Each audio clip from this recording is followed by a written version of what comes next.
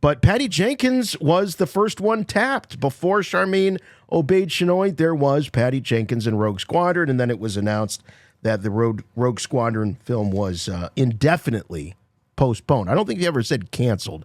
I think indefinitely postponed or some kind They of just language removed like it that. from the schedule is what happened. They never commented on it. Yeah, there really was no comment made about it. From what we understand from reports we've heard, there was friction between Lucasfilm and Patty over the script. And, you know, Patty was hired because she was definitely flavor of the month with that Wonder Woman film. And Lucasfilm was very gung-ho on getting a female director behind the camera for one of their feature films. And Patty just seemed like a perfect match. And she still very well might be now that she's been given a second chance. She appeared on the show Talking Pictures with host Ben Mankiewicz. And Ben asked her flat out about Rogue Squadron. And who would have thought she'd have news about Rogue Squadron? But she gave us this update. When I left Star Wars to do Wonder Woman 3, and I went and I started working on that, we talked about, okay, well, maybe I'll come back to Star Wars after Wonder Woman 3. So we did a deal for that to happen, started a deal, but I thought I was doing Wonder Woman 3. So when Wonder Woman 3 then went away, Lucasfilm and I were like, oh, we got to finish this deal. We finished the deal right as the strike was beginning. So I now owe a draft of Star Wars. And so we will see what happens there. You know, like who knows? They have a hard job in front of them of what's the first movie they're going to do. They have other directors who have been working, but I am now, I'm back on doing Rogue Squadron, and we'll see what happens. We need to develop, get it to where we're both super happy with it. Hey, Jim. Yeah. Do you think Kathleen Kennedy knows that Patty Jenkins is back on Rogue Squadron? Yeah, I do. Oh, okay. All right. I do. I just wondered if only Patty Jenkins knew that Patty Jenkins was working on Star Wars again.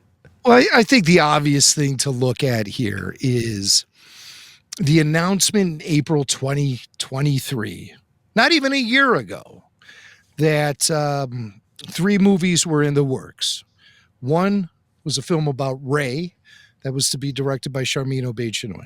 The other was a movie about the birth of the Jedi to be directed by James Mangold. And the third was a Filoni Mandoverse big event, like the Star Wars equivalent of the Avengers. Yes.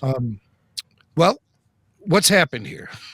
Mangold is wrapped up with the Bob Dylan movie that he's making with Timothée Chalamet, and he may or may not have another project in the works to go into production right after that. I'm thinking about Swamp Thing.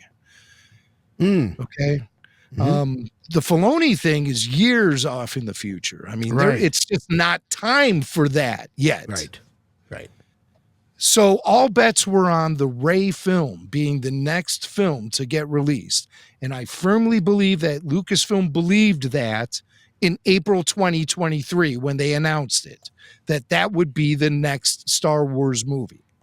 And they're getting kind of desperate because Rogue Squadron was supposed to come out last December, but that whole production blew up because I believe Patty was having a hard time working with some members at Lucasfilm. I'm thinking I heard something about her bumping heads with Michelle Rejwan. I also think that Patty's stock dipped a little bit after Wonder Woman 2, which was a fiasco. Very hard to watch. And so that whole project blew up. And December 2023 came and went with no Rogue Squadron film. Mac went to the theater, fully expecting to see it that night. Not only did I go to the theater that night, I camped out for 2 weeks. Oh, man. I was like, where's the news coverage? How come the local TV stations aren't coming out here? You were probably wondering why no one else was camped out. No one. Well, there were other people camped out. But, downtown Chicago, I'm not so sure they were Star Wars. Yeah. Yeah, So, I hear you. so now all of a sudden, the year begins with a surprise announcement that The Mandalorian is going to the feature films. And that, by all accounts, appears to be the next Star Wars film. That They seems were like a really- bit of a Hail Mary move That's a Hail in Mary. retrospect. Yeah. What has happened is the Rey film is in production hell right now. It's in pre-production hell. They can't find a good script. They've tried several writers up to this point. And from what I understand, Daisy Ridley has not seen a script yet, nor has Stephen Wright turned in his, or not Stephen Wright, Stephen Knight. Mm-hmm. He has not turned in his script yet. And he's been working on the sucker for like almost a year now. So obviously that film is not going to be ready to go in front of cameras till next year at the earliest. Bob Iger is back at Disney, and he's up in the ivory tower, and he's much more agitated than he's ever been. He's got a hair trigger, and all of these projects are in danger. No, he's involved in proxy wars on the There's all board, kind of- in the stockholders. Yeah, it's not a good time for him. So, and it's not a good time for Lucasfilm to becoming completely incompetent when it comes to shooting a film and getting it out to theaters. This is the Star Wars brand. There are multiple eras in which they can concoct a story from, yet they can't do it.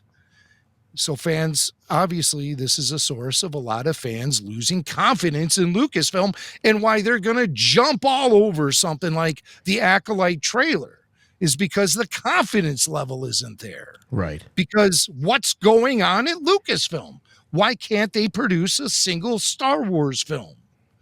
The earliest they'll be able to get one out there is in 2026. That's 7 years after The Rise of Skywalker was in the theaters.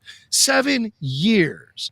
Did anyone think when George Lucas was signing those papers and handing it over to Disney that there would be any downtime with Star Wars whatsoever, especially in the wake of all the success Marvel has been having?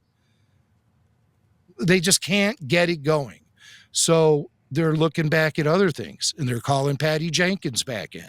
They might even, who's next in the Rolodex? Guillermo del Toro. Didn't he have an idea about Jabba the Hutt? Get Ryan him in. Johnson. Where's that trilogy that they've never officially canceled? Even Lucasfilm knows that bringing Ryan Johnson into the fold to do another Star Wars film is playing with fire. They know that because the fan reaction to anything he does, even if it's great, they'll condemn it before eyes even see it. So, and it's a tough uphill battle right now that the Disney studio is having with all of its properties. But Star Wars seems to be the real trouble child in the portfolio. Yet Star Wars hasn't produced a massive flop yet. Like the Marvels, right? Or some of those DC properties, or even tried and true Disney properties like the Haunted Mansion, massive flop. I saw that movie too; it wasn't half bad. Oh, but really? Is it better than the Eddie Murphy one? It's about on par with the Eddie Murphy. Oh, okay. Yes. There's elements of it that you like better, and then there's elements of the Eddie Murphy thing you kind of liked, and when you mix them together, you get an almost better than mediocre movie. All right, bring in the fan edits. Can you mix them? Where's Topher Grace? That's not a bad idea. Get Topher on the line. Yeah, that's not a bad idea. So that's what's happening, though. Rogue Squadron's back on. I think this is another Hail Mary pass coming from Lucasfilm. Wow. They got so far along in that. And also, Michelle Rejwan's no longer with the company. So that might make things different for Patty. It might. I think that's where the real headbutting was coming from. That's according to a report I heard. Patty did continue to talk about Star Wars in the interview with Ben Mankiewicz on Talking Pictures, and she explained what is it about Star Wars that attracts her to it so much. Why does she want to make a Star Wars film? Star Wars was born out of World War II, right? It's born out of how do you make a metaphor and talk in metaphor. In that way, I've always wanted to make a fighter pilot movie. It's been a dream of mine. I always had a hard time with it because I'm in love with the jets of the 70s and 80s, and that's not where the great dogfight stories are. And so, Star Wars becomes a great playground for that. I think Star Wars is so beautiful. So yes, if I can do something beautiful and do something that serves that audience and is great, I would love to do it. That is the thing that really attracted me to Patty Jenkins was the fact that she's a military kid. Her father was a fighter pilot. And so she gets that culture, and I think I would hope, want to honor that culture by bringing authenticity to it. And so from that aspect, I'm jazzed about it. The thing that I never really loved about the Rogue Squadron concept was that it was New Republic era, that it was post, it was in the sequel era. And that never really got me excited. I would much rather see something take place maybe in between a couple of the original trilogy films with Rogue Squadron and recast guys like Wedge and do something along those lines and not something in the post sequel trilogy time frame. So I love the idea, just not that era. And who knows? Yeah, that could be scrapped. I would much rather see original trilogy era, the Rogues as we know them. Mm-hmm. Give me a hobby. What about a Zach or Dak? What was his name? Dak. Yeah, where's Dak?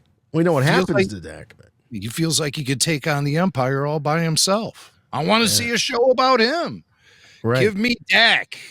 So, but by the way, if that happens, he'll be saying that line 3 or 4 times throughout the movie.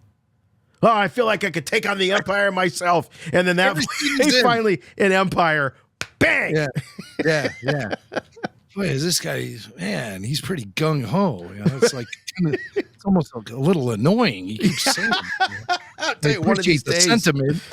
I mean, really, the first time he said it really pumped me up. But like by the 15th time he said it, I was like, hey, this is getting kind of old, I mean, I appreciate it, but yeah. We get it, Dak. We get it. Come up with something new, That was a good line. I know you got more in you. You keep saying you feel like you could take. And also, what does that say about me, your fellow pilot? You think you could take on the Empire all by yourself? What am I, chopped liver here? Well, let's all just get out of Dak's way and let him take the lead here. Yeah, this is all about we've been slowing you down. All about Dak, isn't it? It's always been about Dak. Always been about Dak. Man, Dak's a dick. I just want to say that. I'm so sick of Dak. I'm going to start calling him just Dick. Well, there you go. There's your Rogue Squadron update. Aren't you glad you asked? I bet you are.